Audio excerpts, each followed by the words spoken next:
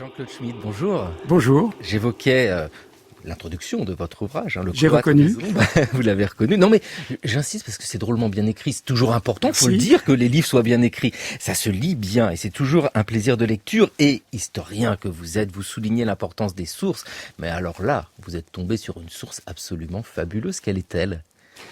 Alors c'est un ouvrage en latin qui s'intitule, dans certains manuscrits, le Liber Revelationum, et qui a été redécouvert par un historien allemand aujourd'hui disparu il y a une dizaine d'années, que j'ai connu, et qui m'avait fait don de ce livre au moment de sa publication. Et dès la première lecture, j'ai été absolument subjugué par le contenu de cet ouvrage extrêmement original, dans un domaine qui ne m'est pas inconnu, et je n'avais jamais rencontré de texte pareil. Donc j'ai eu vraiment l'intention, l'envie irrésistible de l'étudier, et je me suis rendu compte que pour bien l'étudier, il fallait aussi le traduire. Ce qui n'est pas a priori pour un médiéviste que je suis quelque chose de très difficile de lire un texte en latin, mais le traduire, c'est une autre paire de manches. Et je me suis lancé en somme dans ce double travail d'interprétation et en même temps de traduction, mot à mot, pour mieux comprendre le poids de chaque mot. Et dans cette entreprise, après avoir tenté un premier jet, je dirais, j'ai demandé à mon amie et collègue Gisèle Besson, qui est une éminente latiniste, de revoir ce texte, de le préciser, de compléter ce qu'elle a fait avec beaucoup d'amitié et de compétence. Eh bien, ça tombe bien, Gisèle Besson est avec nous aujourd'hui dans le cours de l'histoire. Bonjour. Bonjour. Vous êtes maîtresse de conférences à l'École normale supérieure de Lyon, spécialiste du latin médiéval, ça tombe drôlement bien, et vous avez travaillé avec Jean-Claude Schmitt pour essayer de nous faire saisir l'importance de ce texte, ce livre des révélations. Juste, pouvez-vous nous le présenter dans sa matérialité ? Qu'est-ce que ce document ? Vous l'avez vu, c'est un manuscrit. À quoi ressemble-t-il ? Alors en fait, il y a plusieurs manuscrits parce que nous n'avons plus l'original, celui qui a dû être mis par écrit par le frère N quand il a entrepris de faire connaître, ou en tous les cas de noter pour lui d'abord toutes ces révélations. Il y en existe plusieurs copies médiévales, parfois un peu différentes l'une de l'autre. Et donc c'est un des premiers défis de cette source que d'arriver à comprendre comment exactement elle fonctionne et en quoi les différences de texte de ce qui nous a été transmis peuvent donner des signes de l'intérêt que le frère N a porté à la bonne copie de son texte. Le frère N, l'auteur de ce texte, Jean-Claude Schmitt, mais qui est-il ? Rien que ça, rien que cette signature par une lettre participe au mystère. En fait, il n'y a pas vraiment de mystère. Et d'ailleurs, vous dites bien que l'auteur lui-même n'est peut-être pas la question la plus importante autour de ce texte. En fait, je pense qu'il n'y a pas d'auteur. Et d'ailleurs, c'est souvent le cas au Moyen-Âge. Il n'y a pas d'auteur en ce sens qu'il y a une communauté et que ce texte est le produit de cette communauté dans lequel il y a un personnage qui est nommé, qui est Richalme, qui à la fin de sa vie est l'abbé après avoir été 2 fois prieur. Et c'est lui qui est le grand maître des mots dont on va parler. Et puis il y a ce frère N qui ne se nomme jamais, sinon par cette initiale qui peut signifier nomen, le nom, ou bien je ne sais pas quoi.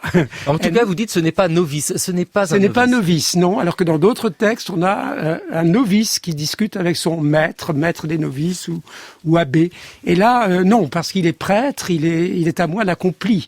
Et il est donc très compétent lui aussi. Mais il n'a pas le charisme, je dirais, que Richalme a, d'entendre, de sentir, d'interpréter, de pouvoir même, à la limite, entrer en communication avec les esprits, qu'ils soient bons, les anges, ou le plus souvent mauvais, c'est-à-dire des démons. Justement, avec Richalme, où nous trouvons-nous ? Nous sommes au sud de l'Allemagne. Sud-ouest de l'Allemagne, c'est, disons, dans la région un peu à l'est de Stuttgart, pour bien situer les choses, pas très loin de Würzburg, c'est-à-dire dans le Württemberg aujourd'hui, et pas loin de la Franconie et de la Bavière. Dans une jolie vallée ? Oui, c'est très important, la vallée. D'abord, Schöntal, ça signifie la belle vallée. Et c'est un nom très, très cistercien. Une des premières abbayes, la première même abbaye, fille de cette branche cistercienne de Morimont, qui est une des 4 filles de Cîteaux, s'appelle Bellevaux. Et qui est cité d'ailleurs dans ce livre, Bellevaux. Donc ce serait la traduction de Schöntal, Bellevaux. C'est un nom très cistercien qui évoque une certaine esthétique de la nature, mais aussi l'idée du désert, du repli dans un coin de nature, dans une boucle de rivière comme ici, un fond de vallée.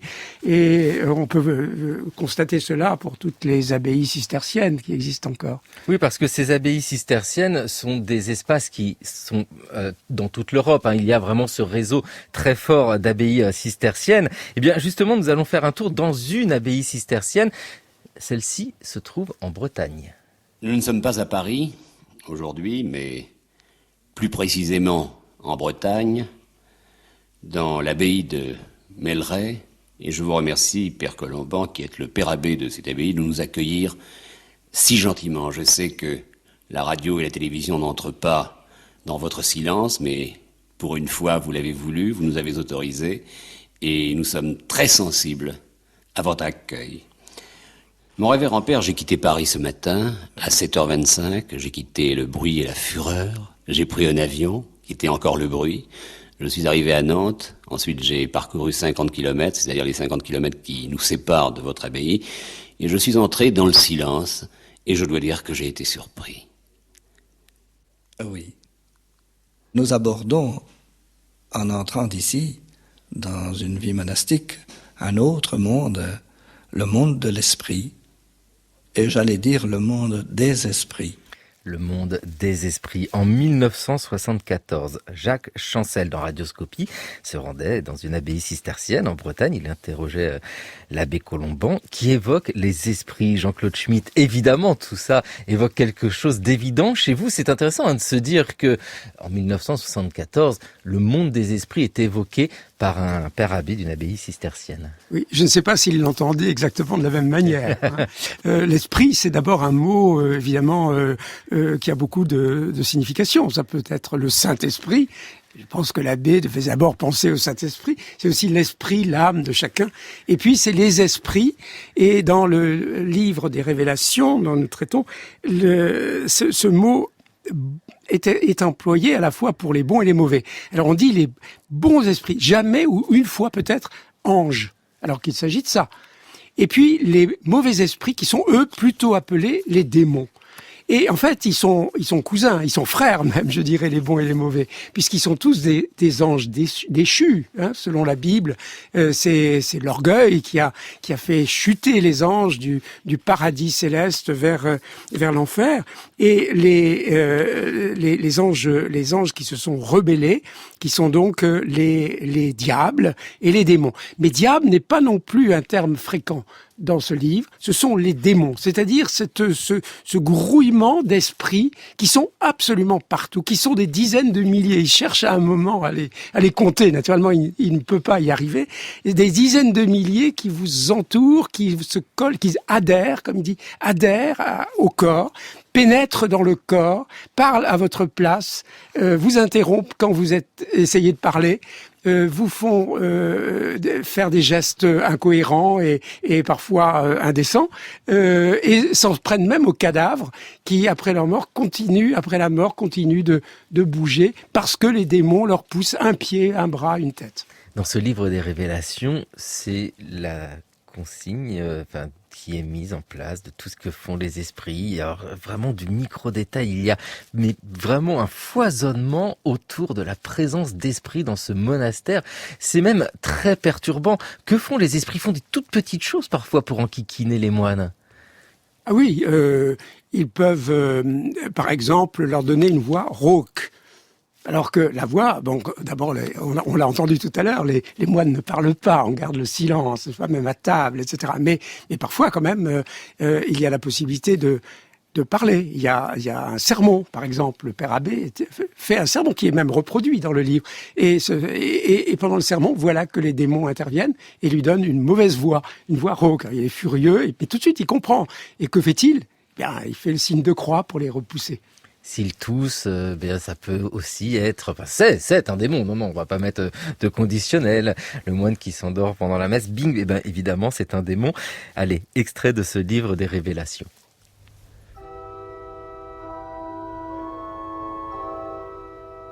Quand quelqu'un se prépare pour la messe, les démons ont coutume de rappeler à son souvenir toutes sortes de mauvaises pensées, afin par là de le troubler et d'apporter dans son esprit affliction, confusion et aigreur. Ils agissent ainsi même au moment de l'élévation du sacrifice, pour qu'ainsi, comme face à Dieu, les prêtres se croient indignes de communier. Hier, alors que ce frère untel était déjà au moment d'élever le corps du Seigneur, un démon s'écria « Lui, il aspire à la fonction de maître. Lui, il serait volontiers maître.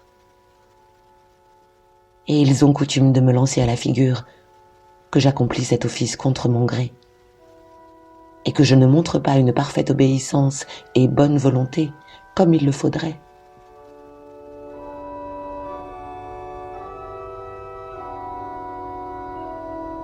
Sandy Boisard, dans le cours de l'histoire sur France Culture, qui nous lisait un extrait du livre des Révélations. Gisèle Besson, vous avez travaillé sur ce livre, donc vous en connaissez le vocabulaire, la structure. Et justement, en étudiant ce texte, vous pouvez saisir comment il a été construit. Ce n'est pas un texte linéaire d'un auteur qui se serait assis à une table et qui aurait raconté ce qu'il a vécu durant sa vie. Ce n'est pas du tout comme ça qu'il se construit, ce livre. Non, en effet, et c'est une de ses difficultés. Le frère N explique qu'il a systématiquement noté les révélations que lui faisait Richalme, jour après jour. On a l'impression qu'il a accumulé une série de petites fiches, et dans l'état où le texte nous est parvenu, on obtient quelque chose qui est un peu une mosaïque d'éléments, ce qui complique la compréhension du texte, puisque bien souvent on enchaîne une histoire sur une autre, une révélation sur une autre, un récit de Richalme sur un autre, sans qu'il y ait ce qu'on aurait attendu d'un texte suivi, des marqueurs indiquant tel jour, à tel moment, sur tel sujet. Et donc on passe de l'un à l'autre. Et l'une des difficultés a été, on en a beaucoup discuté avec Jean-Claude Schmitt au moment de la mise au point de la traduction, qui parle à ce moment ?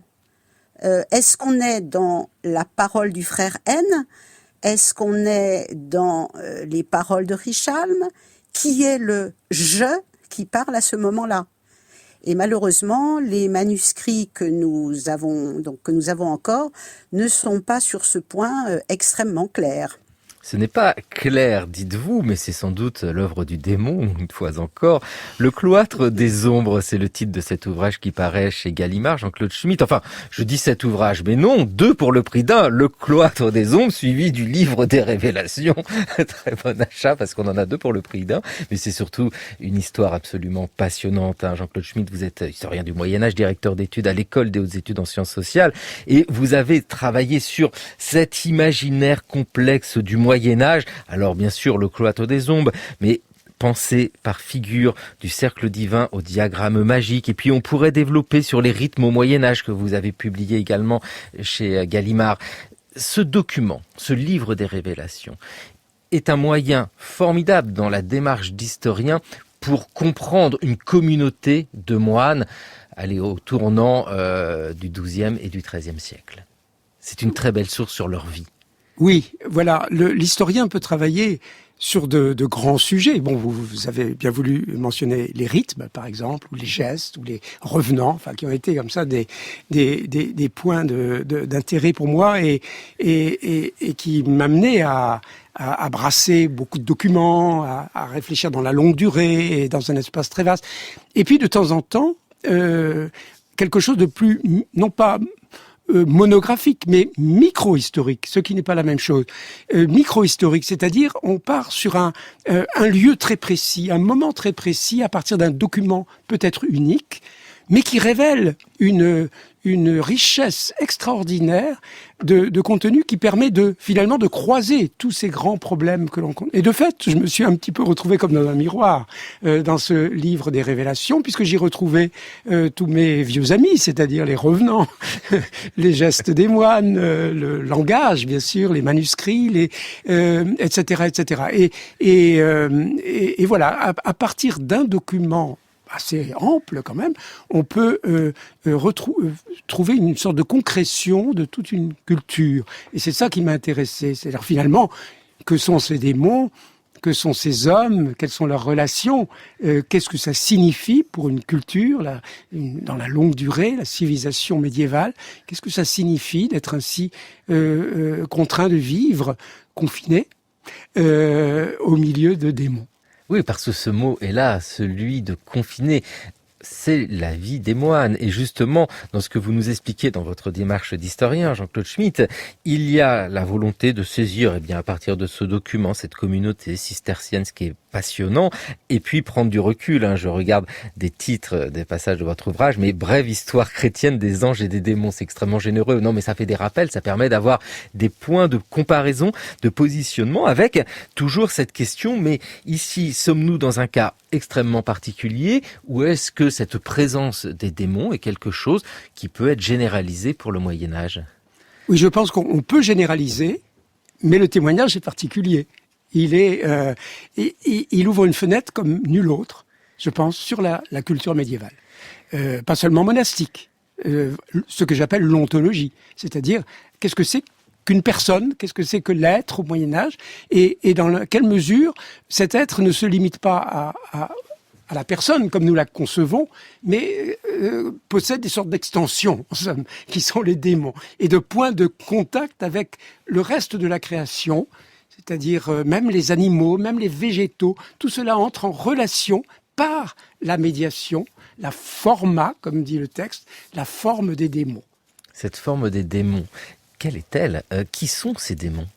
On les connaît? Ils ont des noms? A priori, pas tellement. Non, ils sont anonymes eux aussi. Beaucoup d'anonymes dans ce texte. Ils sont anonymes, ils ne se nomment pas, mais entre eux, ils se connaissent bien. Et ils s'organisent. Et il y a, comme ils ont une multitude, il y a au moins deux classes. Il y a ceux qui sont tout près du corps, ceux qui adhèrent. Et puis, alors ceux-là, ils connaissent bien leurs clients, si j'ose dire. Il y a même une sorte de démon gardien, qui est le pendant, naturellement, de ce qu'on n'appelle pas encore à cette époque l'ange gardien, mais que on sent, enfin, qui est présent, l'ange gardien. Il y a aussi un bon esprit qui est gardien, qui est proche. Et puis, alors, il y a les autres, donc, qui sont tout autour et qui interviennent en permanence et qui vraiment multiplient les tortures, etc. Et puis, il y a une autre catégorie, alors qui est un peu plus loin. Et entre eux, il y a des échanges, ils s'informent, etc. Alors les autres sont plus sages, d'une certaine façon, une meilleure connaissance, mais pas la connaissance du sujet. Donc ceux qui font l'expérience du moine un tel, évidemment, en savent beaucoup plus sur lui que les autres. Oui, puis alors, il y a des associations comme ça de démons, c'est impressionnant à lire ce livre des révélations, parce que le démon d'un moine décide de s'associer avec le démon d'un autre moine, et puis ils partent, et puis ils vont à la messe. Enfin, il y a une vie parallèle en fait des démons. Une hiérarchie, puisqu'ils sont organisés comme un monastère. C'est-à-dire qu'il y a un abbé, on dit même à un moment un évêque, et puis il y a des différentes catégories comme les moines. Donc ils ont des fonctionnalités également différentes.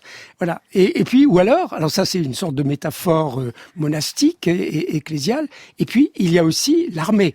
Ils sont militaires, c'est-à-dire qu'ils sont organisés comme une armée extrêmement bien constituée, beaucoup mieux certainement qu'une armée féodale, et ils interviennent ainsi militairement et de façon particulièrement agressive. Et là, les pauvres moines sont confrontés à ces démons dans leur vie quotidienne, une vie rythmée par la prière.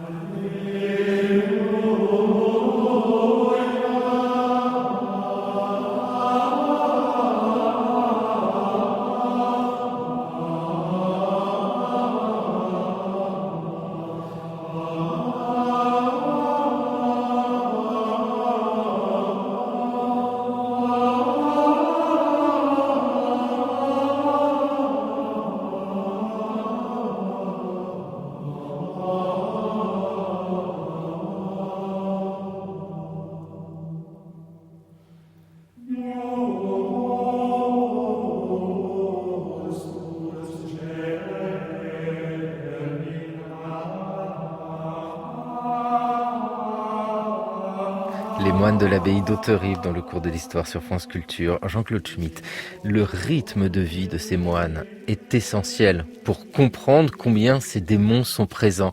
Quelle lecture peut-on faire d'un tel document, le livre des révélations, qui raconte comment les démons attaquent cette communauté de moines, pour analyser la vie des moines? Eh bien, le texte fourmille de renseignements très concrets, alors que ce n'est pas son but. Mais il entre vraiment dans les détails. Et donc, il est possible, c'est ce que j'ai tenté de faire, n'est-ce pas? Il est possible de reconstituer, à partir de ce texte, l'espace dans lequel les moines vivent, avec bien sûr le cloître au centre, mais aussi le dortoir, l'église naturellement, puis cette église qui est partagée en deux, parce qu'il y a des convers chez les cisterciens. Il y a des frères laïcs, qui ne sont pas dans le cœur des moines, des moines pleins, si j'ose dire.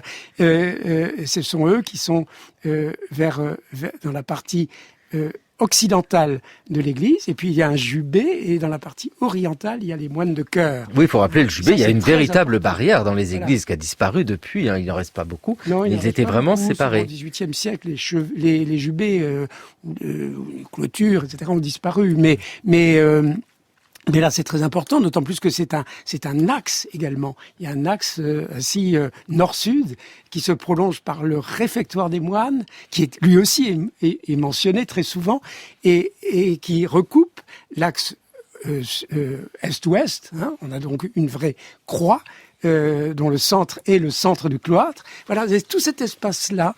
Et alors, bien sûr, on peut compter, en quelque sorte, les mentions, par exemple, du cloître, du dortoir, du réfectoire, pour voir quels sont les lieux, mais aussi les temps les plus importants. Pour les temps, c'est matine. Matine, c'est le milieu de la nuit. Et là, les moines doivent se relever pour aller à l'office de matine dans l'église. Et c'est vraiment le moment de la journée qui est le plus souvent mentionné, parce que c'est aussi le plus pénible, en fait, d'y aller. Oui, et là, il est question immédiatement de l'heure. Vous avez raison, hein, Jean-Claude Schmitt, de bien souligner combien cette histoire est une histoire de temps, est une histoire de lieu. Mais au moment d'évoquer le temps, apparaît le démon de midi.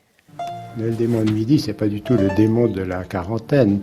Le démon de midi, pour les moines, c'est correspond d'ailleurs tout à fait à ce qui serait mon démon de midi. C'est le moment où la tension se relâche et où le moine était enclin, peut-être tout simplement à la sieste, mais plus grave que la sieste, peut-être à une sorte de distraction de ce qu'il est véritablement, par cet excès de lumière. Mais la lumière, c'est la lumière aussi, le lux vitae, enfin la lumière de la vie, mais c'est en même temps le ténèbre. Et la nuit, et le soleil, et midi, etc.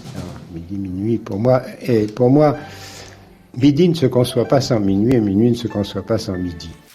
Patrick Grinville, prix Goncourt 1976, qui évoque ces démons de midi et de minuit. Alors, justement, dans ce temps de la vie religieuse et ce temps des démons, vous avez ici, Jean-Claude Schmitt, un sujet passionnant. Nous sentons qu'il y a cette question de rythme. C'est la règle de Saint-Benoît. Le rythme est essentiel, mais ce rythme pourrait être étendu à même une réflexion sur ce qu'est l'existence même, sur ce cycle de vie. Oui. En fait, il y a deux temporalités dans la vie chrétienne, dans la conception chrétienne du temps, pour tout le monde, hein, mais particulièrement pour les moines. Il y a un temps linéaire qui a une finalité, et cette finalité, c'est le jugement dernier. Et donc, on vit toujours dans cette perspective-là, dans ce temps de l'humanité, depuis la création et la faute originelle qu'il faut racheter, et racheter justement par l'ascèse, par la vie monastique et la prière, jusqu'à la fin des temps, et donc au salut éternel. Le moine, il vit cela au quotidien, mais il le vit dans un rythme cyclique au contraire, hein, dans un rythme cyclique qui est celui de tous les jours, qui tourne en boucle, qui se ressemblent tous, avec juste une exception pour le dimanche, qui naturellement est le jour du Seigneur, donc oui, il y a plus de choses, mais sinon, tous les jours se ressemblent parce que tous les jours sont astreints à ce même rythme des heures canoniques ou des heures monastiques. Il y en a 8. qui commence à matine, dont je parlais, et qui ainsi jusqu'à... Alors midi, oui, c'est sexte, none, enfin c'est ce temps, il y a un temps de repos, mais qui n'échappe pas à la méditation et à la prière individuelle. Et puis, il y a tous ces offices où les moines de chœur doivent revenir tous ensemble pour prier, chanter les louanges de Dieu, notamment à travers les psaumes. Voilà. Et pendant ce temps, les convers, eux aussi, sont astreints, mais pas tellement aux offices, certains seulement, mais surtout au travail manuel. Alors tout le monde travaille manuellement, et ça c'est une caractéristique aussi des cisterciens qui ont voulu réagir par le travail manuel et le faire valoir direct de leur domaine contre les clunisiens qui vivaient des rentes paysannes. Tandis que eux, non, ils travaillent, mais bien sûr pas de la même façon s'ils sont moines de chœur ou s'ils sont convers. Convers, c'est vraiment les ouvriers agricoles. Les moines de chœur, on va travailler dans les jardins à proximité. Une vie répétitive qui pourrait paraître monotone, mais heureusement il y a les démons qui interviennent. Au moins ça fait un peu de distraction. Gisèle Besson, vous avez travaillé sur ce texte, sur ce manuscrit. Là où il est passionnant aussi, c'est que il n'est pas destiné à être comme de nombreux textes extrêmement diffusés. Il y a dans sa conception même une idée qu'il faut mettre par écrit ce que l'on a vécu tellement c'est important. Est-ce que vous le ressentez dans le vocabulaire, dans la forme d'écriture ? Alors, dans la forme d'écriture, on ne peut pas dire que le frère N ou Richalme, en fin de compte, s'exprime de façon très différente d'autres auteurs médiévaux. Mais on repère quand même un certain nombre d'éléments. Et l'une des choses qui est peut-être la plus marquante, c'est le fait que le frère N tienne absolument à rendre compte des paroles de Richalme avec une absolue exactitude, au point de se mettre en colère quand un des frères du monastère a dû sans doute faire une version pirate des révélations et qu'il n'a pas copié exactement les mots. Ce qui finalement pour nous lecteurs et traducteurs nous oblige à une extrême précision parce qu'on sait que le frère N tient à ce que chaque mot précisément soit maintenu exactement pour rendre compte de ce qu'a dit Richalme. Et dans les échos d'un chapitre à un autre, dans des reprises de termes, dans la façon de présenter les choses, on sait qu'on a affaire à quelque chose d'extrêmement pesé, mesuré, et il fallait essayer d'en rendre compte. Vous l'avez très bien fait, Gisèle Besson, parce que c'est une lecture assez perturbante par la beauté de ce qui est raconté, la construction elle-même, et puis vous venez de l'évoquer, il y a aussi une histoire de la circulation même du document. Vous avez plusieurs sources et ces sources montrent comment ce livre a été diffusé, alors comme il le fallait ou comme il ne le fallait pas. Oui, effectivement, puisque les différents manuscrits dont nous disposons ne sont pas tous strictement identiques.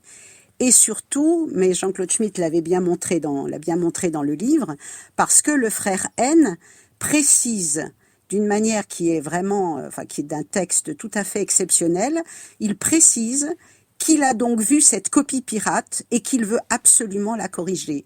Ce qui nous montre que ces révélations, dont a priori on se dit qu'elles ont surtout circulé entre Richalme et le frère N, sont en fait partagées par d'autres moines du monastère et que leur intérêt est très grand puisqu'ils vont jusqu'à réaliser une copie non autorisée de ce que le frère N couche régulièrement par écrit. Oui, parce que ici nous avons ce qui est aussi une forme d'histoire culturelle extrêmement intéressante, d'imaginer qu'un texte produit dans une petite communauté, un monastère qui est fermé dans notre imaginaire, en fait, circule énormément, Jean-Claude Schmitt. Oui, ce trait dont vient de parler Gisèle Besson est très important.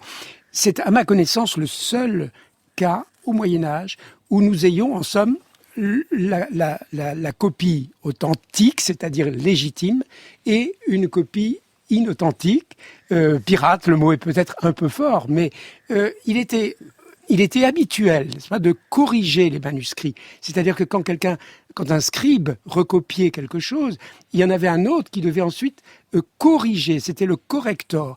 Et donc là, c'est un peu ce qui s'est passé, mais ce corrector a outrepassé sa mission et il a changé des mots. Parfois, il a transformé le sens au point que l'autre en est furieux et ne reconnaît plus son texte. Et le fait d'avoir ces deux textes, alors pas complets pour le deuxième, mais on a en quelque sorte un travail de correction d'épreuves, comme on pourrait dire aujourd'hui quand on reçoit d'un éditeur un manuscrit qu'il faut corriger. On a les deux, et ça c'est unique. On sait que ça s'est produit dans d'autres occasions, mais en général, on n'a pas la deuxième version. Et là, pour la première fois, à ma connaissance, on a une deuxième version. On peut voir ce qui choque, ce qu'il faut corriger. Ça, c'est aussi un des... outre les démons, si vous voulez, c'est vraiment un des intérêts pour l'histoire culturelle de ce texte. Voilà. Intérêt du texte pour l'histoire culturelle et intérêt de votre étude aussi pour bien saisir ce que vivent ces pauvres moines du Moyen-Âge. Attention, les démons attaquent. Le dossier que nous allons ouvrir ensemble n'est pas un dossier comme les autres. Les images que nous allons vous montrer sont difficiles à soutenir. Elles ne sont pas à conseiller aux enfants et aux personnes sensibles. C'est une histoire d'exorcisme. Mais toutes les séquences ont été réellement vécues. France Culture. On ne s'en doutait plus, mais le maître des enfers a toujours droit de citer dans nos villes et surtout dans nos campagnes. Discrète en Italie, en Allemagne et en France, la guerre contre le diable est beaucoup plus publique ailleurs. Le cours de l'histoire, Xavier Mauduit. Oui, le cours de l'histoire, une émission réalisée par Somaya Dabesh avec aujourd'hui à la technique Olivier Arnel, le cours de l'histoire qui s'intéresse à la visite d'une bande de démons, enfin une sacrée bande, ils sont très très nombreux chez des moines cisterciens. Jean-Claude Schmitt, dans cet extrait d'un journal télévisé de 1976, nous entendions parler d'exorcisme. Et bien sûr, dans notre imaginaire, le démon fait venir un exorciste, provoque la venue d'un exorciste. Nous ne sommes pas du tout dans ces considérations-là. Non. L'exorcisme est d'abord c'est un grand modèle du Christ lui-même, exorciste. Il libère des possédés du démon, des énergumènes, et il procède par sa parole, par ses gestes, de façon à faire sortir un ou plusieurs diables ou démons d'un possédé. Dans le cas de Richalm et de ce livre des Révélations, j'ai évité de parler de possédé en ce sens. Parce que l'énergumène, c'est quelqu'un qui est tellement possédé, qui se roule par terre, qui pousse des hurlements, qui est échevelé, etc. Et ce n'est pas le cas de Richalm lorsqu'il est agressé par les démons. Il est agressé, il les reçoit y compris dans son corps, mais il maîtrise la situation.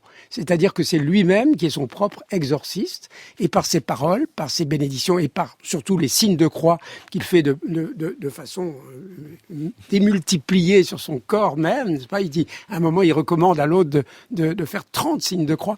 Donc, partout, il se couvre de croix pour repousser les démons. Donc, il n'est pas possédé, mais il est obsédé, c'est-à-dire, au sens propre, assiégé par les démons, mais il repousse le siège.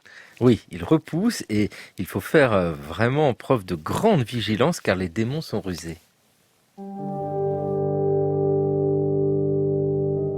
Comme un frère faisait quelque travail de ses mains, il entendit un démon lui dire avec hypocrisie « Tu es un homme bon, tu es un homme bon. » Et lui, qui comprenait qu'il le trompait, répondit « Le diable ne m'en punira que moins. » Et comme le démon comprenait qu'il était découvert, il dit en colère « Tu dis vrai, infâme fils de pute. » Sandy Boisard qui nous lisait l'extrait de ce livre des Révélations où les démons disent des gros mots. Ça ne nous étonne pas beaucoup, enfin quoique quand même. Mais enfin si, on est un peu quand même dans cette grande lignée de la lecture du démon qu'on retrouve jusqu'au film de Fred King, l'exorcisme, qui dit aussi beaucoup de gros mots. Mais surtout, ce que nous entendons dans cet extrait, c'est que le démon est extrêmement rusé. Ce qui signifie que pour le moine, la vie doit être un enfer. À tout moment, il entend des démons. Sa vie est ponctué par cette intervention démoniaque, Jean-Claude Schmitt. Oui, il est rusé parce qu'il se présente comme un bon esprit. Hein. Il propose, disons, une bonne action où il flatte, il tente il flatte l'orgueil du moine et c'est ainsi de l'induire en tentation et de le faire chuter. Mais et donc il faut une vigilance toute particulière. Ça doit être infernal pour la vie des moines. Non, mais c'est vrai, quand on lit ce livre des Révélations, c'est à tout moment, sans cesse. Et évidemment, l'historien que vous êtes fait intervenir toutes les études possibles pour comprendre comment, à ce moment-là, dans cette communauté-là, ce qu'il s'est passé pour étendre la réflexion sur l'ensemble de la société médiévale. Quels sont les éléments que vous mettez en place pour saisir cette peur constante des démons? Alors, le confinement, déjà. Oui, certainement. Ceci est très important parce que on ne sort pas du monastère, sinon exceptionnellement, avec autorisation de l'abbé ou du prieur. Et donc, on vit les uns sur les autres en permanence. Il y a le dortoir, d'abord. Le dortoir, donc là aussi, le texte le dit, c'est pas, on entend les ronflements du voisin. Donc déjà, ça énerve, ça irrite, etc. Et puis, en plus, les démons sont là, entre les lits. Voilà, ils sont chacun à son lit. Mais ce qui n'était pas toujours le cas au Moyen-Âge, hein, mais chacun a un lit individuel, mais très proche du lit voisin, et donc les démons passent de l'un à l'autre, etc. Donc il y a ça, et puis dans la journée aussi, c'est-à-dire on n'est jamais seul. C'est pas comme les Chartreux qui ont des petites cellules, des petites maisons à l'intérieur du monastère. Ici, non. La nuit, le jour, ils sont ensemble. Au réfectoire, ils mangent ensemble. À l'office, ils prient ensemble. Et on sent bien à travers entre les mots, si vous voulez. Parfois, c'est dit plus explicitement, mais c'est surtout toute une ambiance. On sent bien l'irritation qui provient de cette vie commune. Et naturellement, les démons en profitent. Ben oui, évidemment, tant qu'à faire. Oui, puis Jean-Claude Schmitt, vous nous dites bien, ils vivent les uns sur les autres. On pourrait parler d'abstinence aussi, abstinence sexuelle, enfin une communauté d'hommes. Est-ce que cela est souligné? Est-ce que les démons sont là aussi pour tenter de manière charnelle? Oui, alors bien sûr, ils sont là aussi, même si le texte à un moment dit que la luxure n'est pas peut-être le vice principal, hein, il y a plutôt l'orgueil. Ce qui est normal d'ailleurs, superbia, l'orgueil, c'est superbe, donc c'est la mère des vices, hein, et c'est ce qui a entraîné le péché originel. Donc, mais on lui donne très souvent, et dès le péché originel, une connotation plus sexuelle. Et là aussi, c'est le cas. Alors, il y a par exemple un moine qui a la vision d'un démon qui vient se poser sur son sexe, voilà. Et donc, il est très embarrassé, il le dit, etc. Il y a peut-être aussi, mais c'est vraiment très discret, mais une tentation homosexuelle, ce qui est normal, hein, étant donné que c'est un monde uniquement d'hommes. Et cela dit et alors cela se manifeste au moment de la tonsure, puisque c'est le Richalme qui tond, c'est-à-dire qui rafraîchit la tonsure de ces moines. Et pour l'un, il passe la main sur la tête. On sent qu'il y a des sentiments qui s'expriment, etc. Mais c'est dit, c'est d'autant plus intéressant. C'est dit avec beaucoup de doigté, beaucoup de discrétion, mais on peut, je pense, en déduire qu'il n'était pas tout à fait indifférent à ce moine-là. La lecture de ce livre des Révélations, effectivement, est tout en subtilité. Nous sentons qu'il y a ce sous-texte que vous décryptez, hein, Jean-Claude Schmitt. Et d'ailleurs, j'utilise ce mot livre des Révélations, mais vous écrivez que vous préférez utiliser liber revelationum pour que le lecteur moderne n'oublie pas à quel point le médium linguistique a de l'importance. Oui, c'est important, c'est en latin. Écoutons du latin, ça tombe bien, c'est Saint Bernard. Manus sancte, vos aveto, rosis novis ad implete, os ad ramos dure joncte, tot gutis decurrentibus. Ô sainte main, je vous salue, main pleine de roses nouvelles, vous si durement crucifiés, vous de clous si cruels troués. En larges gouttes de chacune de vos mains, le sang coule à flots, sang plus vermeil que les roses. Ô prix sacré du grand salut! Ô mains de clous perforés, ô mains de sang tout empourpré, de tout mon cœur en fol amour, je bois d'une bouche altérée la profusion du sang sacré.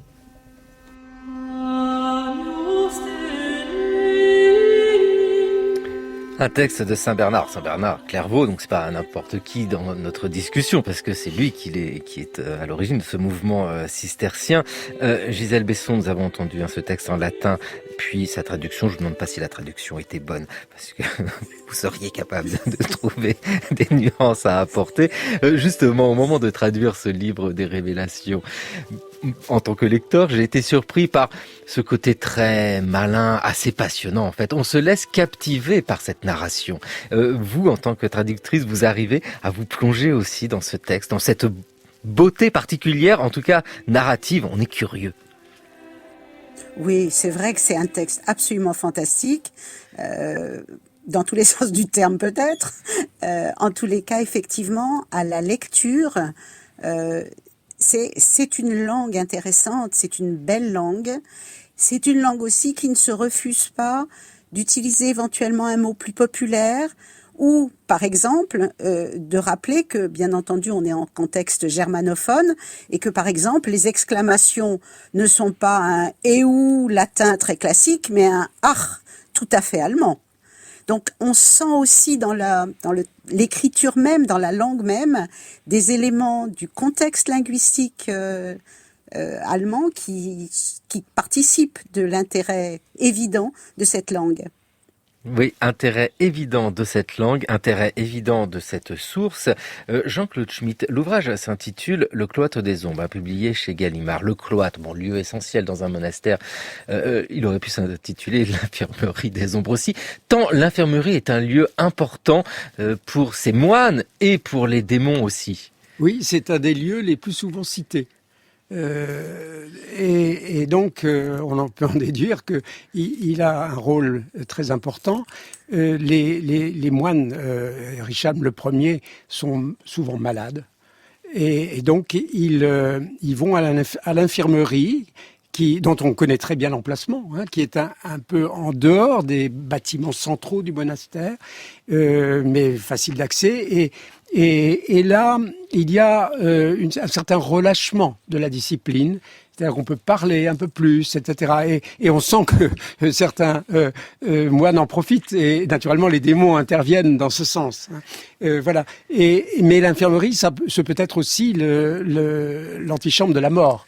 Et la mort, dans un monastère, c'est évidemment la mort d'un membre du monastère. Donc tout ceci a beaucoup d'importance aussi. Le corps est rapporté dans le cœur. Et là, bien sûr, il y a les funérailles. Et puis ensuite, on le sort par une porte particulière qui va vers le cimetière. Voilà, c'est tous ces détails qui sont passionnants. Mais passionnants et en écho à notre temps, parce que nous évoquons le confinement, nous évoquons l'infirmerie, la maladie, et vous, Jean-Claude Schmitt, évidemment, médiéviste, vous regardez le présent et vous êtes obligé de faire un lien entre ces démons. Qui sont les démons actuels? Le virus? Vous savez, d'abord, l'historien, c'est toujours l'historien du présent. On est historien de l'Antiquité ou du Moyen-Âge, mais on est d'abord historien du présent. C'est-à-dire que c'est à partir du présent que l'on réfléchit par différence à des cultures différentes.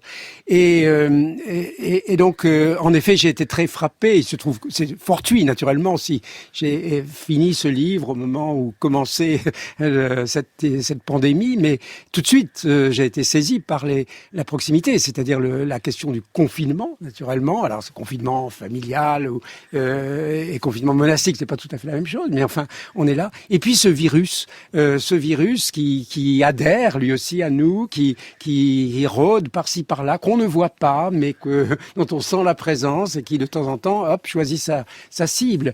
Et voilà exactement ce qui se passe avec les démons. Ce qui, évidemment, ouvre des horizons sur ce qu'est un virus pour nous aujourd'hui, d'un point de vue vraiment anthropologique, mais aussi ce que sont les démons pour les moines du Moyen-Âge.